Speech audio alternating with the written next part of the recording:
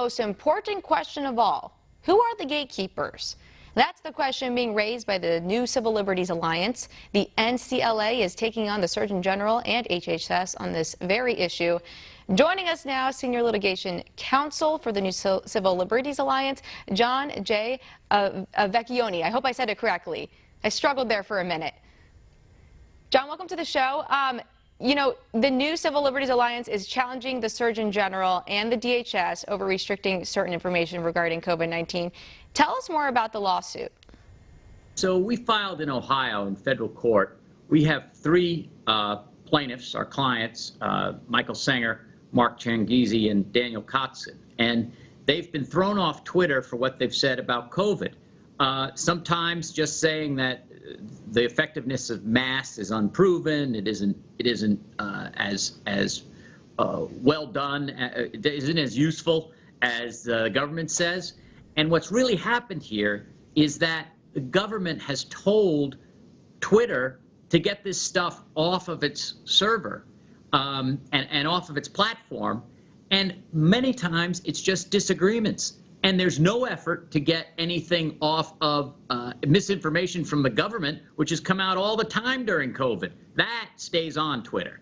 So we have filed this lawsuit because we believe this censorship is coming from the government, really, not from Twitter.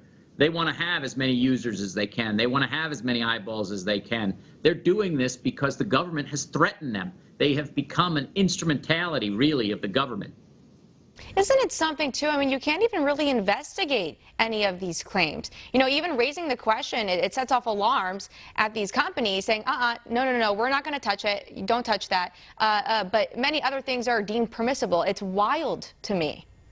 And the Surgeon General has said, turn over your records. We want to see who's sending out what and who these people really are.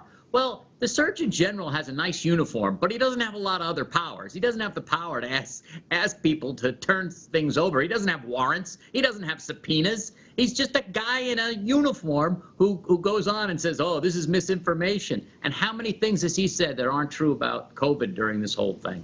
Who knows? I'm not there to count it, but probably a lot. You know, many of these platforms, they are hiding behind Section 230.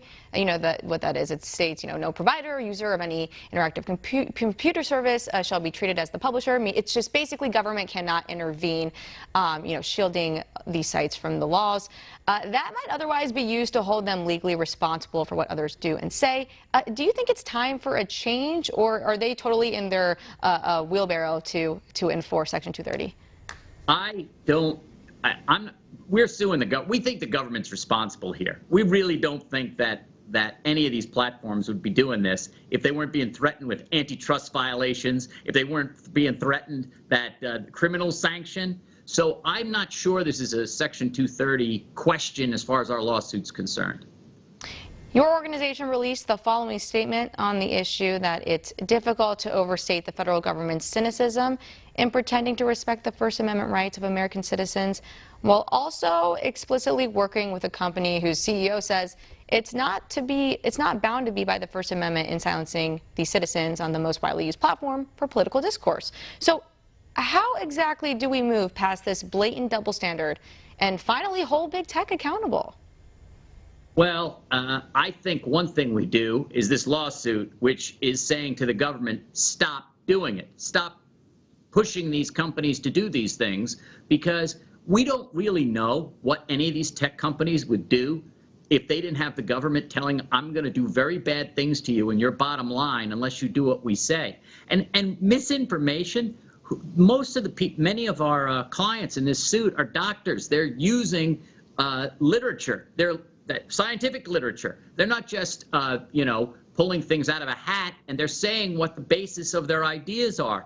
It's all a debate that the government should have no ability to influence at all. This is like when the government says that, oh, it's not us, but, well, then why are they doing this? Why all these threats? Why using powers they don't have, and a Surgeon General asking for all your private information on all these platforms? That is a situation where somebody can go after the tech companies once we know that the government isn't responsible. And right now, the government looks real responsible. Have you ever come across any other censorship, a lot like, in COVID? Has there been any other topics that have you gotten censored for? Well, I've used masks, also the vaccines Hmm. on whether they're good for children or not. There's a very big debate over that. Now, we don't back everything that's said about COVID on Twitter, but there are certain things that are certainly not even misinformation. They're disagreeing with the government. And it's a really bad day in America where disagreeing with the government gets you thrown off a platform when you've built tens of thousands of other people who want to hear you. You got a willing speaker, a willing listener, and the government is interfering in that. That's scary. All right, we got a wrap. Thank you so much, John Vecchione. I got it right there. Senior Litigation Counsel, NCLA. Thank you so much.